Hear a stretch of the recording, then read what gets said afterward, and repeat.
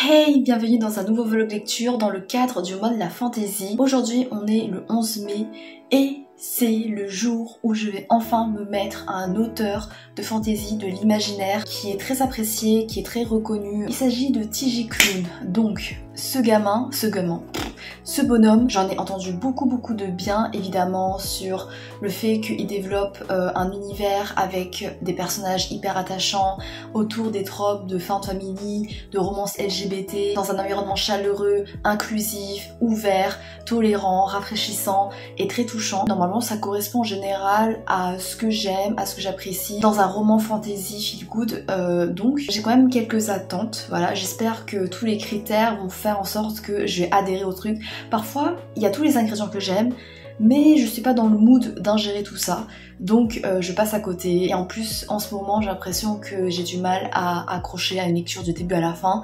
Donc voilà, j'ose espérer que La maison au milieu de la mer céruléenne, j'arrive jamais à retenir le nom, c'est une lecture fluide, addictive et qui fait en sorte que j'arrive à maintenir une cadence, un rythme soutenu de lecture qui fait que je vais le dévorer. Au programme dans cette vidéo du coup je vais lire ce roman là. J'aimerais bien lire Sous la porte qui chuchote mais j'avoue que je suis beaucoup moins intéressée par ce roman. L'autre livre que je veux absolument lire c'est le premier tome du clan Bennett, Le Chant du Loup. Ce livre c'est vraiment celui qui attise le plus ma curiosité au niveau de l'œuvre, du travail global de l'auteur, parce que apparemment ça met beaucoup en avant l'idée de communauté, l'amour avec un grand A, l'amour universel et pas seulement au niveau de la romance, le fait que les liens peuvent te nourrir, peuvent te faire grandir, peuvent t'apporter beaucoup. Apparemment cette question de meute, de loup est mise au service de tout ça, donc ça peut être vraiment très touchant et ça peut vraiment faire écho à ma vie personnelle, à mes valeurs, etc. Voilà, je vais pas trop m'appesantir sur cette introduction parce que j'ai encore rien lu et j'ai très faim et je suis fatiguée du coup j'ai coupé au plus vite, mais j'ai hâte, j'ai trop hâte et je vous reprends quand j'aurai des trucs à dire. J'espère vraiment ne pas être déçue, j'espère vraiment être dans le mood pour apprécier ces lectures à leur juste valeur et voilà, on verra, suspense. Hey, on est le 12 mai et petit retour très rapide. Voilà, je voulais juste parfois lancer des petites remarques à chaud comme ça. Je suis en train de lire La maison au milieu blablabla et là je sais au moment où Linus va aller sur l'île et en fait il s'inquiète parce qu'il a lu le premier dossier du premier gamin et le gamin l'a fait s'évanouir parce que l'origine du gamin c'est assez particulier, c'est assez inquiétant et du coup ça me hype trop parce que j'imagine que ce sont des enfants qui ont été rejetés, qui sont marginalisés parce qu'ils subissent beaucoup de préjugés et peut-être qu'en fait ils répondent à quelques-uns de ces préjugés mais que au final on doit leur donner une seconde chance parce qu'ils sont quand même trop mignons ou je sais pas quoi et qu'ils méritent en fait qu'on leur donne une chance de grandir, de mûrir et d'évoluer de manière saine. Et j'ai très hâte de rencontrer le petit Lucie voilà. Le même jour, j'ai les larmes aux yeux. Alors, il s'est rien passé de ouf, c'est juste que c'est tellement mignon et c'est tellement tendre que ça me touche. Et comme je suis une grosse fragile pour ce genre de choses, et je me mets à chialer. Voilà, pour vous situer un peu, sans spoiler, je fais la scène du premier dîner. Arthur qui pose une question aux enfants et les réponses des enfants, c'est très mignon et pour l'instant j'aime trop, je suis super curieuse de découvrir un peu plus les enfants, de voir leurs interactions, leurs dynamiques. Je trouve que leurs dynamiques sont retranscrites de manière très naturelle, ça se voit qu'ils sont familiers l'un envers l'autre et qu'ils se connaissent et qu'ils forment une famille en fait où leur attention, leur sollicitude se passe entre eux fluidement.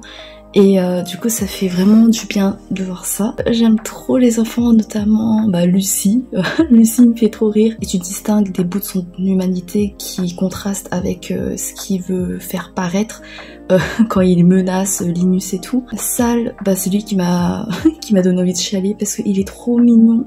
Franchement, j'ai envie de le protéger. Chauncey qui veut devenir un groom, il est trop adorable aussi. Ils sont tous trop adorables et je les aime trop. Et Arthur, comment il les soutient, c'est trop mignon aussi. Bref, j'ai arrêté parce que c'est pas confortable comme position pour vous parler, mais pour l'instant j'aime beaucoup. Voilà, j'ai trop hâte de voir comment Linus va apprendre à les connaître, à les accepter, à les aimer, parce que je n'ai aucun doute que leurs relations vont évoluer dans les plus beaux termes, et voir notamment la relation entre Lucie et Linus, parce que Linus a beaucoup peur de Lucie. Et oui, Lucie il a un héritage assez particulier qui fait flipper, mais moi je m'en fous, je l'aime trop ce gamin. Et à chaque fois que Linus le décrit comme quelqu'un de hyper creepy, hyper dérangeant, moi je suis en train de fangirler, de m'attendrir d'amour pour cet enfant parce qu'il est trop mignon quand même. Et vous savez la scène dans la cuisine là, genre c'est trop mignon j'imagine, et j'ai juste envie de le prendre dans mes bras, et voilà, je craque très facilement. Bref, putain ce point on dirait que je suis mourante, mais je voulais quand même vous prendre pour vous partager une frustration mais incommensurable. Ça me saoule et j'espère que on pourra d'ici la fin de ce roman en être capable, mais je vais absolument maîtriser la langue de Théodore pour comprendre ce qu'il dit, parce que comme Linus on est écarté des moments où il est en train de parler et des blagues qu'il fait, il a l'air trop marrant, trop adorable, et je l'aime trop et j'ai envie de le câliner, j'ai envie de lui offrir tous les boutons du monde, et voilà, je l'aime trop, vraiment, c'est mon enfant, bref. Et j'ai envie de parler sa langue pour le comprendre. Salut, on est le lendemain et je suis désolée pour le bruit extérieur, il y a des travaux, ça me fait... Oh, vous voyez la petite larme là? Et bah je chiale, voilà. Je chiale de tendresse, d'attendrissement. On a une discussion entre Linus et Sale, enfin Sale je pense, j'imagine qu'on dit comme ça. Il y a beaucoup de douceur et de délicatesse dans la manière dont la scène se déroule. Il y a une maladresse, mais les actes parlent plus que les mots. Et je sais pas comment dire, faudra que j'arrive à formuler tout ça pour le bilan final, mais tu sens vraiment cette douceur qui te prend au cœur et qui te berce et qui t'emmène, qui t'enlace, et c'est juste tellement tendre et très humain. Il y a une forme de poésie, en fait c'est même pas de la poésie, ça reste simple, mais c'est dans cette simplicité que ça en devient métaphorique et poétique dans la manière dont ça transmet la puissance des liens entre les gens, et comment les gens peuvent se soutenir à travers des moments banals, à travers des petits gestes qui sont vraiment anodins, mais ça compte énormément. Et j'aime bien parce que c'est tout en subtilité, tout en naturel aussi. Je sais pas de pourquoi je parlais, c'est juste que là j'avais les larmes aux yeux, du coup j'avais envie d'en parler, mais bref. Pour mes hypothèses de plus tard, j'ai trop peur qu'il y ait un danger et que l'orphelinat, la maison soit menacée, que les enfants vont devoir être divisés, séparés, mais j'imagine que Linus il sera là pour les défendre avec Arthur. Ouais, je pense en vrai que Linus il va emménager là-bas, il va aussi adopter tous les enfants parce que il est en train de s'attacher à eux, donc voilà. Je vous reprends 3 secondes plus tard parce que genre je suis assez affectée par la scène entre Sale et Linus, juste parce que c'était tellement mignon et c'était tellement émouvant sans en faire trop en fait. C'est tout en pudeur, en délicatesse. Comment Sale, il parle de son histoire et qu'il se confie, il surmonte sa méfiance envers Linus, et Linus comment il fait preuve de patience, comment il essaye de respecter ses limites pour pas le brusquer. Il tâtonne en fait, et Sale aussi tâtonne un peu. Et je vais commencer je vais pleurer. Je trouve que c'est rare de développer des relations comme ça dans les romans, parce que c'est souvent centré autour de la romance, etc. Et là ce genre de scène montre encore plus la force et la puissance de d'autres types de relations qui peuvent être tellement importantes, surtout dans l'évolution mentale d'un enfant, mais aussi de Linus, d'un adulte qui a été endoctriné dans une société hyper carrée, hyper stricte, hyper oppressante. Bref, ça ce sera des trucs sur lesquels je reviendrai plus tard, mais dans la scène, elle est magnifique, vraiment. Ah, elle est... Et je disais que les actes parlaient plus que les mots, mais à la fin de ce chapitre-là, de cette scène, les mots que Linus adresse à Sale, c'est quand même assez fort, parce que c'est important d'adresser ces mots à un enfant, et bref, voilà, j'arrête. Mais vraiment, cette scène, elle est trop bien, bref.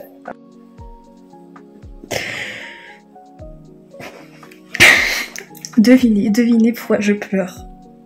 parce que c'est trop mignon, c'est tout encore une fois. Je vais essayer de pas spoiler, mais t'as un développement dans la relation entre Lucy et Linus. Il y a un intermédiaire entre eux, c'est Arthur. Voilà, je reste vague, mais je pense que vous voyez de quelle scène je parle. Et c'est trop adorable. Et le fait que Lucy voulait pas faire ce geste-là de lui-même parce qu'il prenait en compte comment Linus pourrait réagir avec méfiance et prudence. Et son geste, c'est trop mignon. Ils sont trop...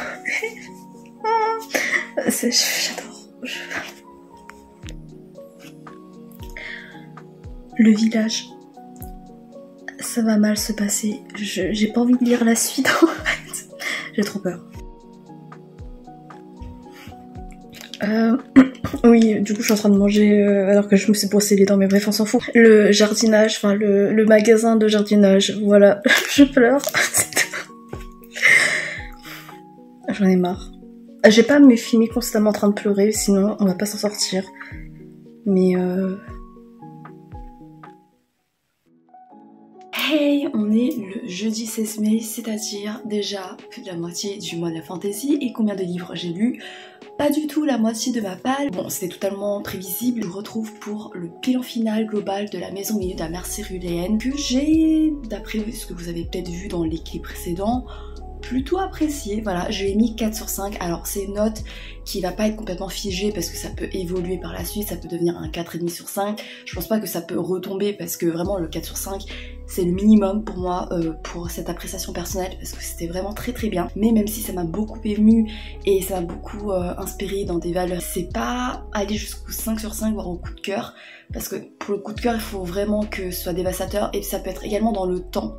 Si avec le temps je trouve que c'est une œuvre qui me marque, qui me chamboule encore, ou quand j'y reprends je suis en mode putain je ressens encore son souffle puissant en moi, sur moi, limite j'ai la chair de poule et tout, et du coup là oui c'est un coup de cœur, mais seul le temps nous le dira. Mais je pense pas que ce livre là le sera parce que même si voilà comme tous les critiques le disent, c'est un plaid, c'est une couverture sur toi qui te réchauffe, qui t'enlace, c'est un toutou à tes côtés que tu peux câliner, c'est un chocolat chaud dans tes mains, ce sont des bonbons à la guimauve qui subliment ton palais. Effectivement c'est ça, mais du coup je trouvais que c'était peut-être un peu trop gentil pour moi. Enfin il y avait pas mal de moments qui s'enchaînaient où j'irais pas dire que c'était niais parce que ça restait bien dosé, ça restait mesuré et ça me crispait pas, mais c'était peut-être un peu trop rose bonbon. Mais bon, en tout cas c'était une œuvre qui se voulait optimiste, qui te voulait transmettre du bien, de l'espoir pour la société, et dans l'ensemble c'était plutôt réussi. Je suis tombée sur du coup un aspect plus sombre du roman. Après ma lecture, je suis allée gambader sur internet pour voir des avis lecteurs, pour surtout trouver des fanarts de mes enfants parce que voilà, ils sont trop mignons et j'ai trouvé des fanarts, ils sont trop magnifiques. Du coup j'étais trop contente. Et ensuite je suis allée sur le compte Instagram de l'auteur, j'ai vu qu'il y aurait un séquel et j'étais waouh, c'est ouf. En fait je suis un peu partagée parce que j'ai peur que la suite desservent le souvenir précieux du tome 1, mais peut-être que ça peut être un complément assez sympa, assez divertissant, on verra. Mais je suis allée dans les commentaires et j'ai vu quelqu'un qui disait que mec, t'oses faire un séquel sur un roman qu'on juge problématique. Et alors ça c'est toute une vaste question parce que je sais que pour des lecteurs, des lectrices, ça leur pose pas de problème que telle œuvre ou tel auteur soit problématique parce que pour eux la littérature doit rester avant tout dans l'ordre du divertissement, du plaisir, de l'appréciation personnelle, et si eux ils ont apprécié telle œuvre, et ben ils s'en foutent un peu de voilà ce qui a posé problème. Et alors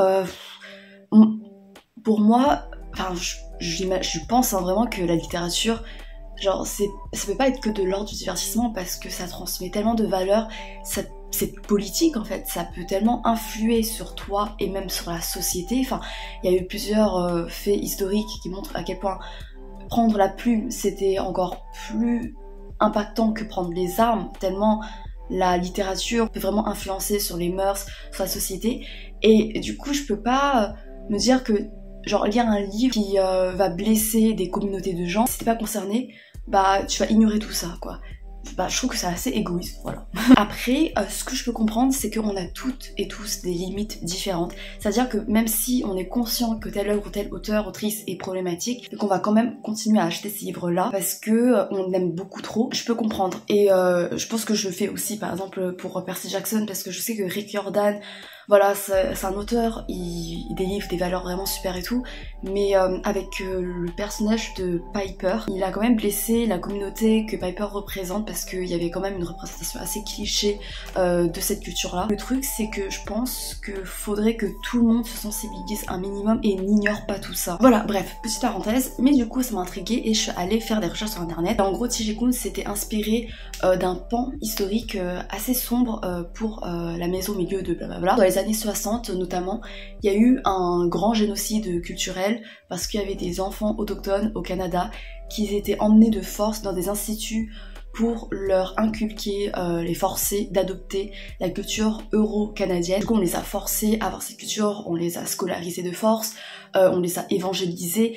Et voilà, ça a vraiment créé un trauma au milieu de ces communautés autochtones qui ont, je crois, encore des répercussions maintenant parce que en vrai c'était pas si longtemps que ça. L'auteur en fait a été marqué par cet événement-là, mais il avait dit que comme il était un homme blanc cis, du coup il était pas du tout concerné par cette histoire, il se voyait mal en fait en parler, créer une histoire fictive autour de ça. Du coup il s'est dit qu'il allait le fictionnaliser de manière un peu plus implicite, c'est-à-dire dans une fantaisie. Apparemment ça a blessé du coup des lecteurs, des lectrices autochtones parce que ça les a renvoyés à leur trauma générationnel. En fait dans le roman, on est dans une maison, dans une sorte d'orphelinat mais qui se revendique comme un vrai foyer parce que c'est comme si les enfants qui sont marginalisés par la société sont recueillis là-bas et on leur offre une vraie famille en fait. On veut qu'ils restent là-bas, on veut que voilà, ils se sentent appartenir à une famille, qu'ils sentent qu'ils ont des parents, qu'ils ont des frères et sœurs et que voilà, ils n'ont pas à devoir déménager, à devoir trouver un autre foyer qui là peut-être va les victimiser, les martyriser. Il y a des gens qui disent que cette maison-là, c'est comme si on romantisait ce système d'institut dans lesquels on avait forcé des enfants autochtones à emménager. C'est comme si ça montrait que tant que tu trouves une vraie fin de famille, du coup une famille pas biologique mais une famille qui t'accepte au-delà des liens de sang, et bah tu peux te contenter de ça et que tu peux être heureux. Le truc c'est que c'est vrai que dans le roman on n'a pas vraiment les antécédents familiaux, généalogiques des personnages. On sait pas si les parents en fait ils les ont abandonnés, il y en a si, mais il y en a en mode peut-être qu'en fait les parents là ils sont inquiets pour leurs enfants, ils veulent les retrouver. Donc ouais, c'est un peu confus, c'est un peu perturbant, mais en même temps je trouve que ça fait pas forcément, même pas du tout l'apologie de ce genre de système d'institut parce que en dehors de cette maison là il y a d'autres orphelinats qui là vraiment les enfants ils sont maltraités, enfin tu sens qu'il y a vraiment une vibe où ils sont opprimés psychologiquement, physiquement. L'auteur, j'imagine qu'il voulait rendre compte, il voulait dénoncer cette horreur-là. Il y a aussi la critique du syndrome du sauveur blanc, de White Savior, parce que Linus, du coup le protagoniste, ouais, je crois qu'il est décrit comme blanc. Oui, il est décrit comme très pâle parfois. Il va venir, il va sauver les enfants de la maison. Et du coup, c'est comme si, qu'il était plus capable de sauver des enfants marginalisés. Et là, je suis pas trop d'accord parce que, en fait, tu vois que c'est une aide mutuelle tout le long du roman. Que les enfants, ils l'aident psychologiquement à se libérer de la société, etc. Et que lui, oui, il les aide également, mais parce que c'est un adulte, en fait. Et aussi parce qu'il profite de sa position pour essayer de secouer le système, mais c'est aussi parce que il prodigue un amour parental, et c'est pas une question cérébrale, c'est juste au niveau de la personnalité, et en fait tu fais que c'est un amour réciproque. Voilà, c'est comme je l'ai ressenti. La manière dont j'ai vécu l'histoire, le truc c'est que quand tu connais pas en fait l'inspiration de l'auteur, et bah tu le devines pas forcément. Moi je l'ai lu sous le prisme de la communauté LGBT.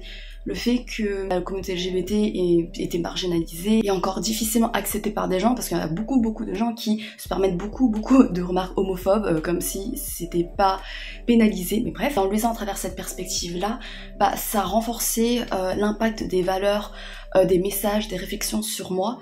Et je trouvais que c'était assez pertinent. Du coup, je trouve qu'il y a plusieurs portes d'entrée pour appréhender cette histoire, ce qui peut être intéressant.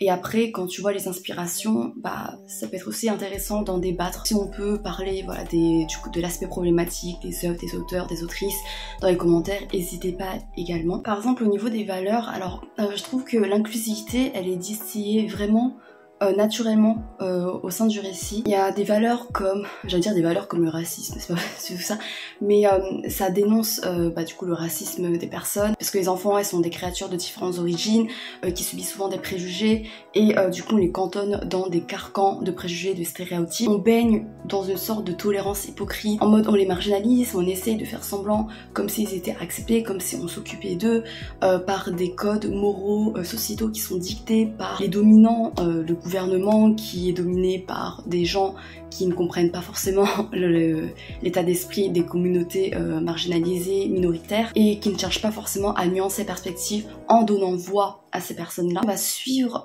cette prise de conscience à travers Linus, qui est un homme qui est profondément ancré dans ce genre de société et qui va petit à petit changer de perspective, de vision des choses, qui va nuancer son opinion, qui va faire preuve de beaucoup d'humilité pour évoluer ainsi. Je trouve que c'est pas un syndrome de white savior parce que lui il va changer, tu vois, il va pas amener les enfants et tout à changer, c'est lui qui va petit à petit s'adapter, mais tout en restant fidèle à lui-même, parce que c'est quand même un être qui est profondément bon et gentil. À chaque fois je lisais le roman et je suis en mode ça faut que je dise, ça faut que je dise, et il y a trop de trucs, je me noie, parce que c'est une œuvre qui est tellement riche, et en fait quand je lisais j'étais en mode faudrait qu'on l'enseigne au collège, parce qu'il y a plusieurs couches parfois d'interprétation, il y a des choses un peu implicites à dénicher, à décrypter, et du coup ça permet de rendre actif l'enfant dans la lecture, et en plus c'est très facile, c'est très fluide à lire, il y a de l'humour, enfin bref, je m'éparpille, mais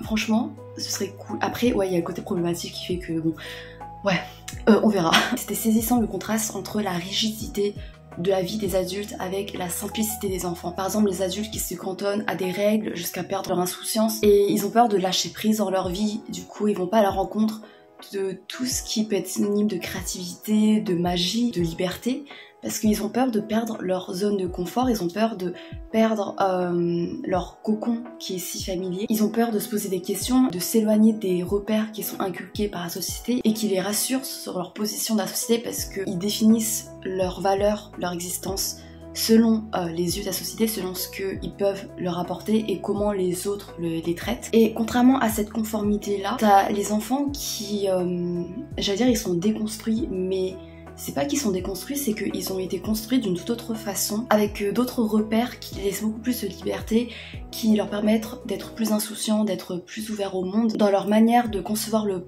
bonheur de manière unique, authentique et au plaisir simple de la vie.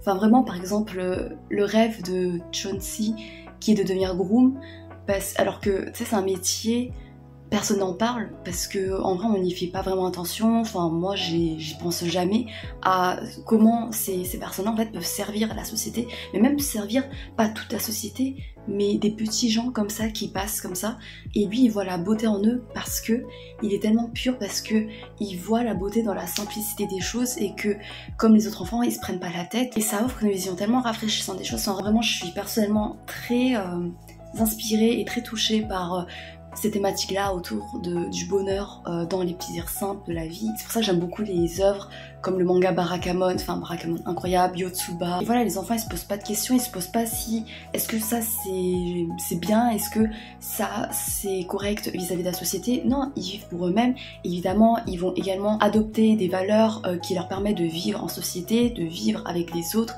de mûrir intelligemment, sainement, mais il y a quand même une grande marge de liberté qui leur permettent de rêver, de réaliser leurs rêves, de prendre leur envol, mais ils le peuvent notamment parce qu'ils ont des repères, et pas des repères dictés par la société, mais des repères qu'ils ont eux-mêmes choisis de manière saine, c'est-à-dire des repères familiaux, parce que voilà, s'ils se cassent la gueule, il y aura des parents pour les soutenir, pour les rattraper, pour les accompagner, pour rester à leur côté jusqu'à ce qu'ils soient prêts à marcher de manière un peu plus autonome. Au niveau de l'écriture, alors il y a une plume qui est assez dynamique, très colorée, qui jongle avec l'humour noir, une ironie qui peut être assez grinçante, notamment quand ça décrit les valeurs promulguées par la société et quand tu confrontes avec la réalité des choses, genre le fait que la société, elle est solidaire, elle est tolérante, elle est ouverte d'esprit, et après tu vois des enfants qui sont complètement torturés psychologiquement, physiquement, avec également le sarcasme, l'honnêteté assez brute, voire blessante parfois des enfants, qui fait qu'il y avait des moments tellement drôles avec des moments un peu plus doux, quand il y a des mots qui sont choisis avec plus de douceur, avec plus de délicatesse. Il y avait beaucoup de situations ou de phrases métaphoriques, poétiques. Parfois je me disais il y en a peut-être un peu trop, mais en vrai ça va. Et ce que j'aime bien aussi, ce qui m'avait aussi frappé, c'est qu'il y avait une certaine retenue parfois dans le choix des mots. L'écriture va pas trop en dire, mais tout est suggéré par la douceur de l'instant. Tout est calme, tu vois, c'est comme si le temps s'était suspendu pour apporter ton regard sur ces moments en mode là il se passe des choses. Et c'est parce que la douceur anodine de certaines scènes, elle est déjà assez frappante et parlante et très résonnant avec tout l'amour diffus qui se développe de plus en plus au sein de la famille avec Linus. Et je trouve que c'est encore plus efficace que de grands moments de chialade et tout. Enfin, je sais pas comment dire, mais parfois il y avait des moments où ça te prenait à la gorge parce que c'était doux en fait. Il y avait une pudeur, une délicatesse qui s'en dégageait. Et la délicatesse dans cette écriture-là, ça permet de retranscrire l'importance, l'impact, la préciosité des petits bouts du quotidien dans les plaisirs qu'on prend à cultiver, à maintenir, à conserver pour grandir, pour se découvrir un peu plus. Par exemple, il y avait une des fameuses citations, j'imagine, enfin je pense que c'est assez connu parce que c'est répété plusieurs fois au sein du roman. Ce sont les petites choses, les petits trésors que nous trouvons sans connaître leur origine. Ils apparaissent au moment où on ne s'y attend pas. C'est très beau quand on y pense. Et c'est tellement ça, quand il y a un petit truc qui engrange quelque chose de grand en fait, et tu t'y attends pas, enfin tu pensais que c'était un truc tellement banal, mais c'est à partir de ça que peut naître des expériences fabuleuses où tu peux te découvrir toi-même. Au niveau des personnages plus précisément, on a Linus qui est un personnage auquel on peut aisément s'identifier parce qu'il est complètement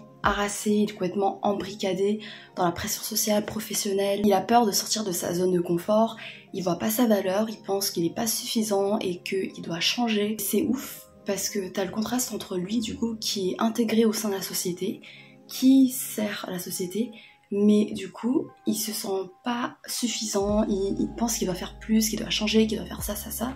Et à côté de ça, t'as des enfants qui sont condamnés par la société, mais en quelque sorte, ces condamnations, ça les libère parce qu'ils peuvent rester authentiques, parce qu'ils peuvent se développer personnellement dans un environnement plus sain. Et en restant authentiques, ils peuvent susciter l'amour des autres, dont celui de Linus. Et je me dis que ça peut être également aider Linus parce que en voyant que il y a des enfants qui y vivent pour eux-mêmes, ils vivent également pour leurs proches, mais tu sais, ils vivent à une petite échelle, ils se développent par eux-mêmes, ils arrivent quand même à aider Linus, à limite le sauver psychologiquement. Et je me dis que Linus, du coup, il doit se dire, bah ouais, en fait, je me suffis également à moi-même, j'arrive à les aider eux, je leur apporte un petit plus dans la vie, et ce petit plus, c'est entièrement suffisant. En restant toi-même, en restant fidèle à toi-même, avec tous tes défauts, tes qualités, etc., bah ça peut apporter quelque chose dans la vie des autres parce que l'amour c'est indescriptible en fait. C'est ce que Arthur, le père adoptif des enfants, lui dit, c'est que il aime juste son existence à lui, enfin bref, c'est trop beau. C'était assez poignant aussi la solitude de Linus au début, parce que du coup il y a une quarantaine d'années, et il pense que comme il a jamais réussi à avoir une histoire d'amour, à créer des liens forts avec des amis, et bah il est condamné à être seul et que il est fait pour ça. C'est horrible et en même temps c'est très relatable. Je sais pas si vous connaissez la chanson Blue and Grey de BTS, c'est ma chanson préférée des BTS parce que je trouve qu'elle est très résonnante. Il y a des paroles qui s'interrogent en mode est-ce que je suis un être né de la solitude ?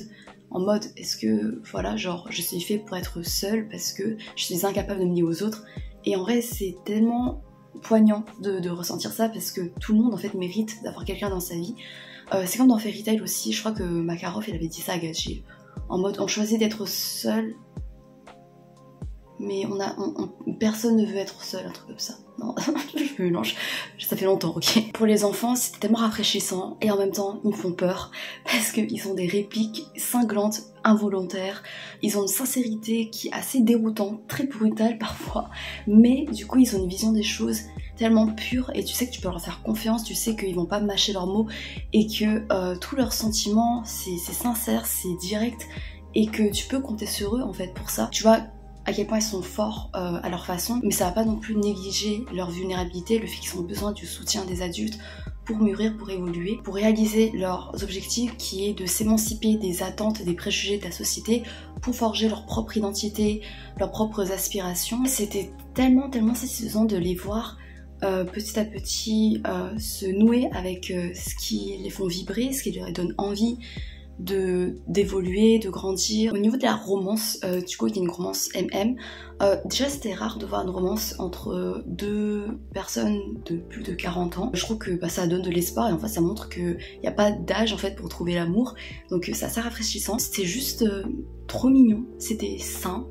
Il y avait tu sais la petite tension en mode voilà ils tâtonnent, ils se cherchent, ça pas trop, ils se rapprochent et s'éloignent et moi j'aime trop et en plus c'est entre deux personnes qui sont matures, assez matures pour pas avoir des dramas d'ados avec des quiproquos, des manques de communication, je sais pas quoi, non, genre ils discutent ensemble, ils rigolent ensemble, il y a des petits échanges de regards, de sourires et c'était juste trop mignon, j'étais vraiment investie dans la relation et j'attendais qu'ils finissent ensemble et voilà, j'aimais vraiment comment ça progressait de plus en plus et ça prenait son temps pour qu'ils apprennent plus à se connaître, pour qu'ils voient la beauté de l'existence de l'autre. Et au niveau des autres relations, alors moi les détails qui m'ont le plus touchée c'est entre les enfants parce que la fraternité entre eux se développe de manière très naturelle à travers des petits gestes, des attitudes subtiles, discrètes, des petites manies qui rendent leur alchimie très fluide. C'était tellement beau de voir comment ils se souciaient, ils s'épaulaient, ils se complétaient naturellement. Et j'aime trop leur dynamique, vraiment. Entre tous les personnages, ils ont pratiquement tous des moments ensemble et tout, il y a toutes voilà, des connexions l'un avec l'autre. Et évidemment Linus, comment il arrive peu à peu à se rapprocher des autres enfants, à apprendre à les connaître, à faire preuve de beaucoup de patience et de tolérance et d'ouverture avec eux, à voir leur beauté. Et oh, c'est beau. Et voilà. Et du coup, je dérive sur le dernier point qui est les scènes. Il y a des moments où c'est plus calme, où vraiment, comme j'avais dit, le temps semble suspendu pour attirer notre attention sur ces moments-là et montrer que c'est des moments qui sont tellement importants dans l'évolution silencieuse, progressive mais palpable des personnages. Et en général, dans mes œuvres préférées, ces œuvres sont justement mes préférées parce que quand je repense à ces œuvres-là, je repense à des petites scènes, à des petits détails, tu vois. C'est ça qui me touche le plus et c'est ça qui me marque le plus parce que oui, j'aime bien les grands moments hyper émouvants, il y en a eu dans ce roman-là, mais il y avait aussi des petits moments en arrière-plan où là, ça faisait transparaître les petits bouts d'humanité des personnages, leur vulnérabilité, leur authenticité, leur profondeur et vraiment leur intimité psychologique et leur émotionnelle et relationnelle également, pour que tu te sentes vraiment lié à eux, vraiment témoin proche de leur évolution. Ça rend l'œuvre encore plus bouleversante pour moi. Après là, j'irais pas jusqu'à dire que ça m'a bouleversée, enfin il y a quand même des moments qui m'ont bouleversée comme le fait que j'ai parlé pendant 300 milliards d'années de la discussion entre Linus et Say, mais vraiment ce chapitre là était trop mignon, ou même les boutons de Théodore, ou la première scène que tu vois de Lucie dans la cuisine. Ces moments là j'avais vu un fanart sur ça et genre pour moi c'est une scène secondaire parce que t'es assez extérieur au récit et en plus c'est du point de vue de Linus. Et Linus, à ce moment-là, il se méfie énormément de Lucie, il n'y avait pas forcément de sympathie particulière envers lui. Mais en tant que lectrice détachée de Linus, j'ai été tellement touchée par ce moment-là, cette scène-là. J'ai fini de parler, je sais pas combien de temps j'ai parlé, c'est horrible. Je dois encore lire Le Chant du Loup, le premier tome du clan Bennett. J'ai commencé ce matin, j'ai lu genre 3 pages. Ça m'a déjà pris un peu à la gorge parce que c'est assez dur. T'es plongé du point de vue d'un enfant, enfin non, d'un ado, je sais pas, en tout cas il est jeune, et il me fait trop de peine. Il a une situation compliquée avec son père, il est énormément attaché à l'amour, à la tendresse qu'on lui prodigue, il essaye de le renvoyer également. Si ce jeune âge, tu sens à quel point il est en manque d'amour en fait, et qu'il essaye de faire beaucoup de compromis pour s'adapter aux autres, pour suffire aux autres, mais du coup j'imagine qu'il va apprendre à s'accepter comme il est, à se voir suffisant pour être aimé ainsi et pas à devoir se sacrifier, à devoir mutiler des parts de lui pour correspondre aux cases des autres. J'imagine que c'est ça le message de la saga, un des messages en tout cas. Bref, j'ai trop parlé, faut que j'aille faire les courses. J'allais dire merci de m'avoir écouté, mais c'est pas fini. Je sais pas combien de temps ce vlog va durer, mais bref, j'espère que vous aimez bien pour l'instant. Et voilà, à tout de suite. Hey, on est le 17 mai, je n'ai pas encore fini le Chant du Loup et je viens de faire une nuit blanche. Donc je suis pas trop hypée, pas trop énergique pour continuer la lecture de manière efficace et de manière investie. Mais bon, on va se débrouiller. J'ai avancé quand même dans le Chant du Loup et j'ai quelques petits trucs à relever brièvement. La toute première partie, avant la rencontre avec les Bennett, j'ai adoré. Ça a été un début coup de cœur parce qu'il y avait des phrases, il y avait des scènes assez secondaires mais qui étaient gorgées d'humanité, de tendresse, de réalisme, de poésie limite, mais d'une poésie vraiment terre à terre. Voilà. Enfin bref, je suis en train de créer des combinaisons de mots, je sais pas trop si vous voyez où je veux en venir, mais ça me rappelait beaucoup ce genre de scène que j'avais rapporté dans La maison au milieu de blablabla, et du coup ça avait beaucoup résonné en moi, avec mes valeurs, avec ce qui me rassure, me réconforte dans la vie au niveau des liens avec les autres. Et ensuite on bascule sur les délires de meute, d'alpha, de loup-garou et tout avec les Bennett. Et j'avoue que je suis moyennement convaincue. J'aime bien l'idée de meute, le fait que tu te sentes appartenir à une communauté, mais il y a un système un peu possessif, très hiérarchique, en mode il y a le chef, et puis il y a ses bêtas. Le chef peut influer avec ses pouvoirs magiques sur les choix des personnes, enfin pour se faire obéir. Après il y a aussi une liberté de choix qui est mise en avant et qui est vraiment accentuée, mais je me sens un peu opprimée aussi. Enfin, je trouve que c'est une fin de famille un peu forcée, et en plus t'as un truc de soulmate j'imagine, parce que tu sens qu'il y a un truc assez spécial entre le protagoniste Ox qui a 16 ans et Joe qui a pour l'instant 11 ans. Joe, tu vois qu'il a un sentiment de possessivité assez limite extrême avec Ox. Après c'est bien parce qu'il laisse quand même la liberté à Ox de s'explorer sentimentalement avec d'autres personnes pour pas l'enfermer dans une seule relation. En même temps ce serait un peu bizarre parce que voilà, l'autre il a genre 10 ans et l'autre 16 ans. Et ouais, il y a quand même des trucs de jalousie et de territorialité, mais pour l'instant c'est pas sexualisé donc ça va. Et en vrai je peux comprendre le fait de vouloir appartenir à une communauté, à une famille, parce que voilà, ils se protègent, ils sont soudés. Mais je suis en mode, même en dehors de ça, tu vois, de ce marquage de territoire sur des gens, bah il y a des familles qui peuvent être hyper soudées également, tu vois, avec une plus grande liberté. Donc je sais pas trop. Mais après il y a aussi ce système, alors ça s'appelle des ancres, en mode tu t'ancres à quelqu'un ou à une meute justement, comme un bond. Je sais pas trop comment c'est traduit en anglais, enfin traduit en anglais, comment c'est originellement en anglais. Si c'est un truc de lien genre le bond, ou alors c'est un truc de soulmate, mais en tout cas ils peuvent s'ancrer sur quelque chose qui les définissent et qui est vraiment un ancrage pour leur permettre de conserver leur humanité. C'est un système qui est intéressant et je peux comprendre parce que c'est un peu une métaphore pour dire que tout le monde a besoin de ce genre de lien pour se sentir appartenir à la vie, pour se sentir vraiment exister. Donc je comprends, mais bon voilà, je suis en train de me fatiguer, du coup je vais me reposer. Mais pour l'instant voilà mon avancée. Hey, on est le dimanche 19 mai et je devais publier cette vidéo aujourd'hui, mais donc j'aurai pas le temps, donc il y aura un peu pas mal de retard, je suis désolée. Donc je viens pour clôturer la vidéo avec le bilan final du Chant du Loup aka le tome 1 du clan Bennett, écrit par TJ Klune, publié chez Bookmark. Ça n'a pas été une mauvaise lecture, c'était plutôt bon, il y avait des scènes qui étaient assez fortes, des relations qui étaient chouettes à voir, mais comparé à mes attentes et au début qui était tellement prometteur, comme je vous l'ai dit, ça a été un coup de cœur vraiment. La suite c'est un peu de déception, et quand j'ai fini mes lectures, je crois que j'ai vraiment sorti un truc en mode ah ouais, ok, ah d'accord. Mais voilà, c'est pas une mauvaise lecture, je crois que je lui ai mis 3,25, 3,5, un truc comme ça. Et en gros, globalement, c'est une histoire de loup-garou qui va développer le thème de la meute, de la famille, d'appartenir à une communauté, d'être suffisant comme on est. C'est quelque chose qui m'a particulièrement touchée chez le héros Ox au début, comme je crois que je l'avais déjà dit, dans le sens où c'est quelqu'un qui est assez pur d'esprit et qui n'a pas confiance en la valeur de son existence. Il pense qu'il est bon à rien, qu'il est pas si important que ça. Et du coup, pour prouver sa valeur existentielle, il va se raccrocher à des preuves matérielles, à des preuves concrètes qui montrent qu'il appartient à ce monde, qu'il est accepté, qu'il est vu, qu'il est considéré, qu'il est apprécié par les autres. Et il se raccroche à ces preuves qui définissent les marques de son identité pour essayer de se faire voir, pour essayer voilà, de se sentir être vu. C'est quelque chose que j'ai trouvé vraiment bouleversant au début parce que ça montre à quel point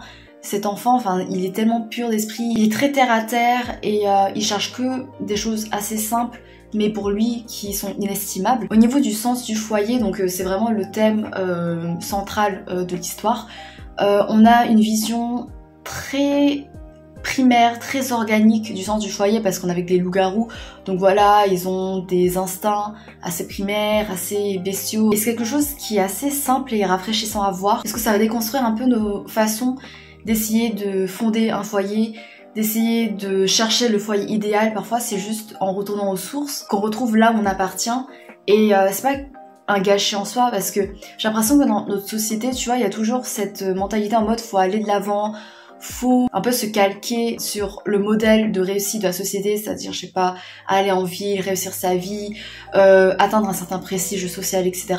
Alors qu'en fait, parfois, c'est juste en retournant sur tes racines, même en habitant dans un lieu paumé, que tu peux trouver ton foyer parce que ce sont des personnes en fait qui définissent ton foyer. Ces liens-là, cet amour-là, ils les expriment de manière organique, c'est très physique.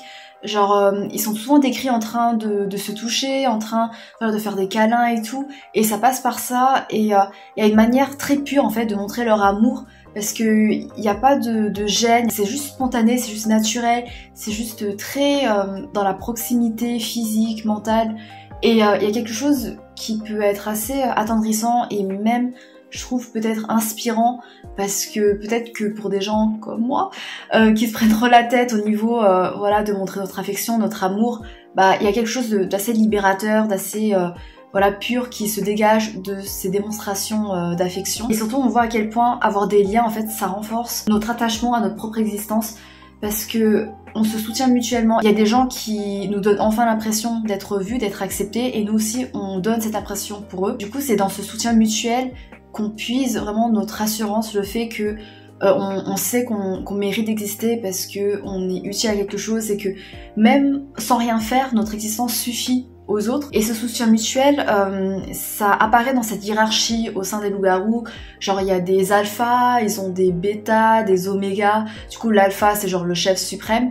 Et j'avoue c'est un truc auquel j'ai du mal à adhérer, parce que parfois t'as la figure de l'alpha qui utilise son influence pour se faire respecter, pour se faire obéir, mais du coup il y a un peu ce degré de soumission qui me met assez mal à l'aise, mais ça explique également que l'alpha ça représente un repère majeur dans la meute, et c'est aussi celui qui protège la meute, tu vois, c'est quelque chose de rassurant, et tant qu'il n'est pas totalement envahissant et totalitaire, bah ça peut créer un régime, ça peut créer un système qui peut être rassurant, qui peut être réconfortant. Il y a une romance, du coup il y a une romance MM qui se développe au début c'est un peu ah ok, parce que quand ils se rencontrent les deux personnes, le mec a 16 ans, l'autre a 10, 11 ans, c'est un peu voilà, mais ça se développe pas encore en romance, mais il y a quand même de l'ambiguïté, enfin tu sens qu'ils sont spéciaux l'un pour l'autre et que c'est un peu comme des âmes sœurs. Et il y avait pas mal d'air de Twilight, vraiment, en fait, genre il y avait pas mal de moments où Ox, enfin le héros, il avait l'air d'être Bella qui rejoint une famille de vampires, et du coup il apprend leurs coutumes, et en plus c'est une famille qui est hyper glamour, qui est hyper stylée, assez mystérieuse, mais chaleureuse, et même le truc d'imprégnation, enfin c'est pas vraiment d'imprégnation mais presque un peu, bah c'est comme pour voilà Jacob et tout. Même dedans en fait ils font de l'autodérision, parce que t'as une fille qui, quand elle apprend tout ça, elle est en mode ah ouais mais en fait on dirait une fanfiction de Twilight. L'auteur il est conscient qu'on peut faire ce rapprochement, mais ça n'empêche pas que du coup j'ai pas de cringe à ce point là, mais j'étais en mode ouais d'accord, bah c'est original, même si c'est quand même plus agréable à lire que Twilight, parce que Twilight c'est vraiment concentré sur la romance, alors que là on développe d'autres relations, on met en avant l'importance de d'autres liens, de d'autres connexions. Et malgré ça, je me suis de plus en plus détachée des personnages, de l'histoire. Il y a des morts, il y a des tragédies, j'ai dû verser une petite larme, mais un peu de manière automatique parce que je suis vraiment très sensible, mais après ça m'a pas vraiment atteinte, tu vois, j'étais pas totalement bouleversée, loin de là, et je l'ai lu en mode ah oui c'est pas ça, c'est pas ça, c'est pas ça, et c'est horrible comme sensation, tu vois, surtout quand au début t'étais tellement attachée, t'étais tellement investie dans le destin des personnages, dans leur mentalité, dans leur évolution, voilà, hein, mais tant pis. Et puis même s'il y a de belles relations, mais la romance est quand même montrée comme genre la relation suprême, quoi, la relation la plus waouh. Et il y a pas mal de délire, de possessivité, c'est assez brut dans les sentiments, dans les attitudes, il y a des scènes explicites, contrairement à la maison au milieu de Ménia. Ici dans le Chant du Loup, vers la fin, il y a pas mal de scènes érotiques, donc voilà, vous êtes prévenus.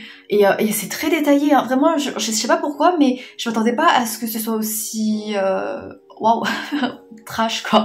Mais bon, c'est pas grave, c'était quand même bien écrit, genre c'était pas horrible. Ouais, c'est pas le genre de romance auquel j'accroche, même si j'aurais pu vraiment m'insurger, parce que vraiment tous les trucs de possessivité, de jalousie, de quiproquo, en vrai ça aurait pu me saouler, mais là c'était mieux dosé, et les personnages essaient de se respecter mutuellement, il y avait quand même de la communication, donc ça allait, mais je sais pas, ça insiste également sur le fait que les personnages ont des choix, parce que même s'ils ont l'air d'être prédestinés à se lier à telle ou telle personne, mais ils ont toujours le choix de s'en détacher ou de juste se limiter à une simple bromance ou une amitié plutôt que d'aller plus loin. Donc vraiment ça met beaucoup en avant le fait que non mais tu sais c'est ton choix, non mais c'est toi qui décides et tout gna gna gna. Mais je sais pas, le fait que par exemple ils ont des habitudes comme marquer leur territoire en se frottant aux gens, en répandant leur odeur dans les lieux, sur la personne, je pense que j'ai juste pas l'habitude de lire ce genre de trucs d'alpha, d'oméga, de loup-garou, donc je suis un peu dans le malaise, mais en même temps je peux un peu comprendre l'effet rassurant d'appartenir à une communauté, du fait que tu sais que t'es dans un foyer qui est soudé, qui est prêt à tout pour toi, que tu appartiens à quelque chose. Et enfin le dernier point faible, c'est que je trouve que c'était très répétitif, c'était assez redondant. Je sais pas, j'avais l'impression de relire encore les mêmes détails, les mêmes infos. Il y a des relations qui sont chouettes, certes, mais ça se répète en fait. Et j'ai l'impression que les relations, elles ont rien de particulier en dehors de la romance, tu vois, genre là il y a la romance, c'est le truc hyper spécial, le truc âme sœur, machin truc, et à côté il y a d'autres relations amicales, familiales, mais elles finissent par se ressembler, il n'y a pas de truc authentique, unique, qui démarque des autres également, donc j'ai l'impression de relire la même chose. Je pensais pas que j'allais dire ça, mais je sais pas trop si je vais lire la suite. Parce que du coup dans les autres tomes on suit d'autres personnages je crois, et je suis pas plus intéressée que ça par les personnages, quoique si peut-être, parce que ça nous permettra de voir d'autres relations mais sous d'autres perspectives, mais si c'est pour encore avoir une romance, tu vois, genre j'ai quand même un quota limité. Donc, bilan de TJ Klune, bah j'aime bien parce qu'il y a beaucoup de valeurs qui me parlent en matière d'appartenance à une communauté, en matière d'être accepté comme on est, le fait qu'on se suffit à nous-mêmes, parce que, enfin moi personnellement je me mets beaucoup de pression, notamment en amitié, pour avoir le sentiment que je mérite d'appartenir à un groupe et que je dois faire plus d'efforts, parce que vous savez, quand vous êtes introverti, je pense que vous pouvez le reconnaître, il y a des gens qui sont en mode « Ah mais pourquoi tu parles pas beaucoup, qu'est-ce qui t'arrive, t'es trop timide ou je sais pas quoi », et du coup tu sens que tu dois faire des efforts pour sortir de ta carapace, pour sortir de ta zone de confort, pour plaire aux autres, pour être acceptée par les autres et être comprise, alors que non, en fait, tu vas forcément trouver des gens avec qui t'es à l'aise, qui vont t'accepter comme tu es et qui vont voir ton introversion ou d'autres traits de ta personnalité comme des forces et comme un charme à part entière de toi-même. Il y a des romances qui sont belles, qui sont très touchantes, voilà, j'ai pas eu de mal, j'ai pas soufflé, même si voilà dans le Chant du Loup ça correspond pas du tout à mes valeurs, mais c'est dans un délire alpha, fantasy ou je sais pas quoi, donc c'est un peu plus éloigné de moi, j'arrive à comprendre dans une moindre mesure. J'ai rencontré de super personnages vraiment très touchants. Ah, les enfants dans la maison au milieu de blablabla, ah ils sont trop mignons, c'était tellement pur. Évidemment le trope de fin de famille, parce que t'as des relations qui sont tellement bien mises en avant, qui montrent à quel point ça peut t'aider, à quel point toi aussi tu peux aider les autres, et à quel point cet amour mutuel c'est très important, un amour sous toutes ses formes. Et ouais, franchement, je suis très contente du résultat de ce vlog. Et contrairement à ce que je pensais, bah, je préfère le premier livre, La maison au milieu de la mer céruléenne. Je suis arrivée. Parce que en fait, ce livre-là aussi, j'en avais beaucoup entendu parler, mais du coup, j'ai pris directement mes distances en mode ouais, bon, je pense savoir à peu près ce qui se passe, ça va être très cool, mais voilà, ça se peut que je vais être en mode oui, bah c'est comme ça à quoi je m'attendais, donc je serais pas trop surprise. Je pensais plus aimer Le Chant du Loup, parce que de ce qu'on m'a dit, j'ai l'impression que Le Chant du Loup c'était un peu plus mature, un peu plus sombre aussi, et c'est le cas.